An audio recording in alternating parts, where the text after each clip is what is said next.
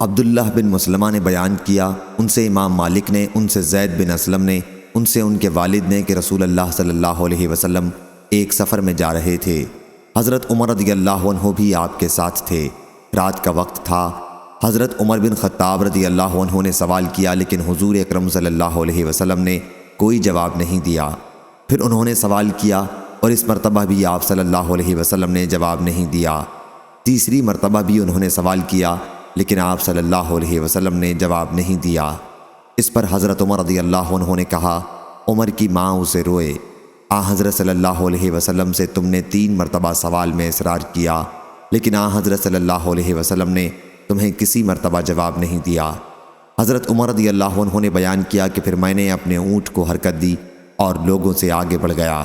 مجھے خوف تھا کہ کہیں میرے بارے میں قرآن مجید کی آیت نہ نازل ہو۔ ابھی تھوڑی ہی دیر ہوئی تھی کہ ایک پکارنے والے کی آواز میں نے سنی جو مجھے ہی پکار رہا تھا۔